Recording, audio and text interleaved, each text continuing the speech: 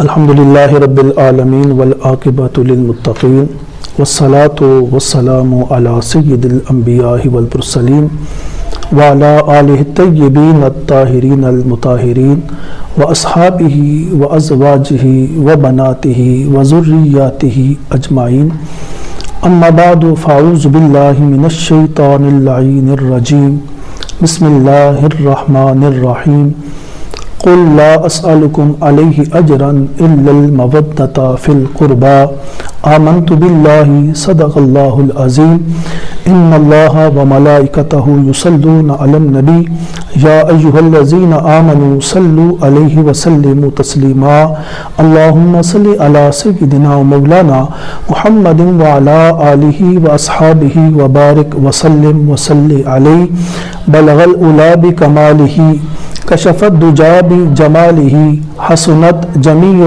خصالہ صلو علیہ وآلہ۔ بعد حمد و صلاح کے نہایت معزز و محتشم حاضرین و سامعین، من مفتی سید دلدار حسین شاہ العریضی HNM گلوبل کی وساطت سے آپ سے مخاطب ہے۔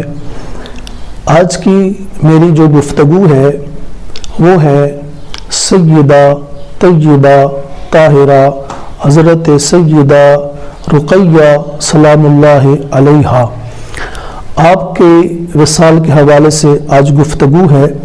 رب تعالیٰ نے سورہ شورى کی آیت نمبر 23 میں ارشاد فرمایا قل لا اسألکم علیہ اجرا الا المودۃ فی القربى، اے محبوب آپ فرما دیجئے کہ میں تم سے کسی چیز کا اجر نہیں مانگتا سوائے اس کے کہ میری قرابت والوں سے محبت و مودت کرو۔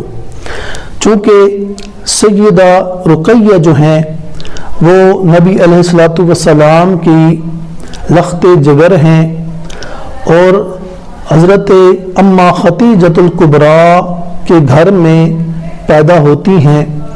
آپ حضرت سیدہ زینب سے 3 سال چھوٹی ہیں۔ آپ جب پیدا ہوتی ہیں اس وقت نبی علیہ السلام کی عمر مبارک تقریباً 33 سال بنتی ہے۔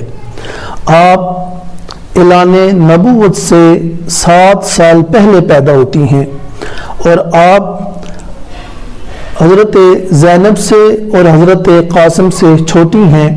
حضرت اماں خدیجۃ الکبریٰ کے جو بڑے بیٹے حضرت قاسم ہیں ان کے بعد حضرت زینب پیدا ہوتی ہیں اور ان کے بعد حضرت رقیہ پیدا ہوتی ہیں، اور حضرت قاسم کی ہی وجہ سے حضرت محمد رسول اللہ صلی اللہ علیہ وآلہ وسلم کی کنیت ابو القاسم ٹھہری۔ اسی طرح جب آپ کے ابتدائی حالات ہوئے، آپ حضرت اماں خدیجۃ الکبریٰ کی پرورش میں آغوش میں آپ بڑی ہوتی چلی جا رہی ہیں۔ اس وقت حضرت نبی علیہ السلام نے ابھی تک اعلان نبوت نہیں فرمایا تھا۔ جب آپ نے اعلان نبوت فرمایا اس وقت اماں خدیجۃ الکبریٰ اور آپ کی بہنوں نے مل کے اپنی اماں جان کے ساتھ آپ علیہ السلام کی دعوت کو قبول کیا، اور پھر جب آپ کا نکاح ابو لہب کے بیٹے سے ہوا اس وقت اعلان نبوت جب ہوا، اور اعلان نبوت کے بعد جب ابو لہب نے نبی علیہ السلام کی سخت ترین مخالفت کرنا شروع کر دی اور اتنی زیادہ مخالفت کی کہ آخر وہ گستاخی پہ آ گیا، اور جب وہ گستاخی پہ آتا ہے اس وقت اللہ رب العزت نے پوری سورہ لہب ابو لہب کی مذمت میں اتار دی۔ جب سورہ لہب ابو لہب کی مذمت میں اترتی ہے تو پھر کیا ہوتا ہے؟ اس وقت ابو لہب نے اپنے بیٹوں سے کہا اگر تم میرے بیٹے ہو اور میرے ساتھ رہنا چاہتے ہو تو پھر تم محمد صلی اللہ علیہ وسلم کی بیٹیوں کو طلاق دے دو۔ اور ان بیٹوں نے پھر नबी अलैहिस्सलाम की बेटियों को तलाक दे दी। हज़रत सैयदा रुक़ैया और हज़रत सैयदा उम्मे कुलसूम उनको तलाक दे दी गई और आपकी अभी रुख़्सती भी ना हुई थी और तलाक हो गई। उसके बाद ये चीज़ें चलती रही और हज़रत उस्मान गनी रदी अल्लाह ताला अन्हो आपके बारे में नबी अलैहिस्सलाम फरमाते हैं कि अल्लाह रब्बुल इज़्ज़त ने मुझे हुक्म दिया है कि मैं उस्मान के साथ रुक़ैया का निकाह कर दूं। ये तबक़ात इब्न साद में मौजूद है, अल-असाबा में मौजूद है कि नबी अलैहिस्सलाम ने जब फरमाया, अब्दुल्लाह इब्न अब्बास फरमाते हैं कि उस वक्त फिर नबी अलैहिस्सलाम ने हज़रत उस्मान गनी से अपनी शहज़ादी का निकाह फरमा दिया। फिर जब नबूवत ऐलान नबूवत का 5वां साल था तो शदीद जुल्म और शदीद मुखालफत शुरू हो गई थी।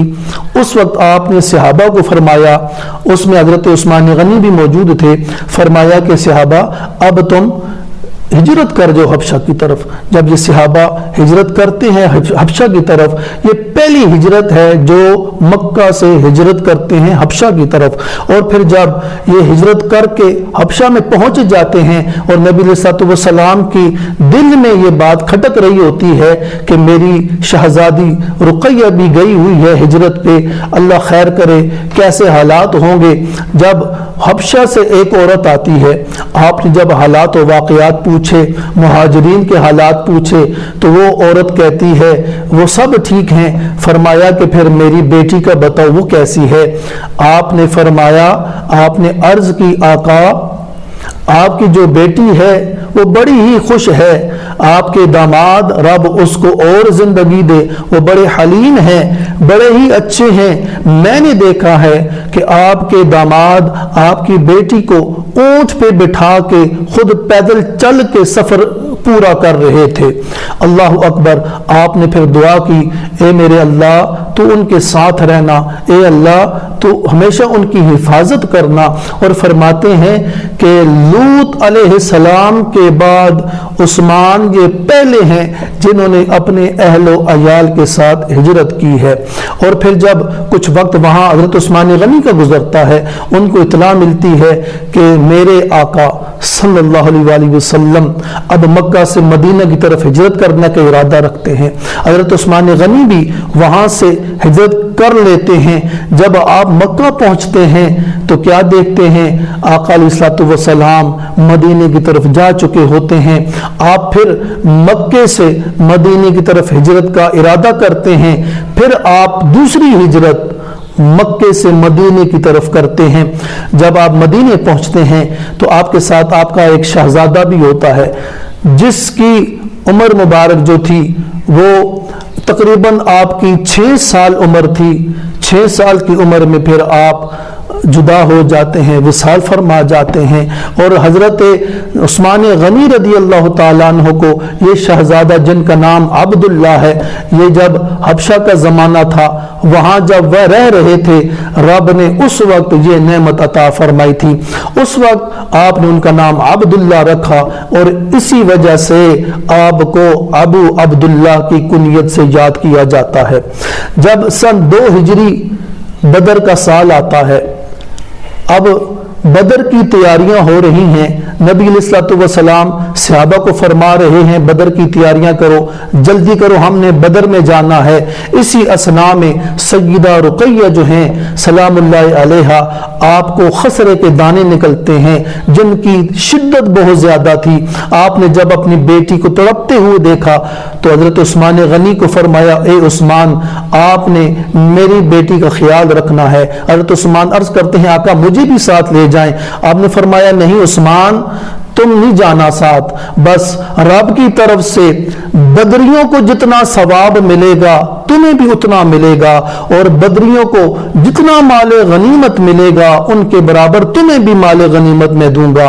फिर जब आका अलैहिस्सलाम बदर की तरफ निकलते हैं, फिर पीछे क्या वाकया होता है, जब हजरत उस्मान गनी रदी अल्लाह ताला अन्हु देखते हैं कि आपकी जोजा हजरत सय्यदा रुक़ैया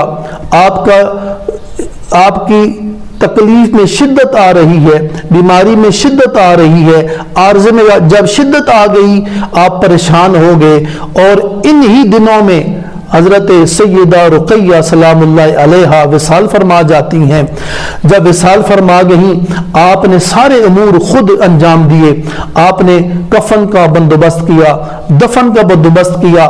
जब सारे मामलात कर लिए, जन्नतुल बकी में जब आप हज़रत सैयदा रुक़ैया को दफना रहे थे, उन पे मट्टी डाल रहे थे, जब उनकी कब्र पे मट्टी डाल रहे थे, उस वक्त हज़रत ज़ैद बिन हारिसा ग़ज़वा बदर की बशारत लेके आते हैं कि ग़ज़वा बदर हमने फतह कर लिया है।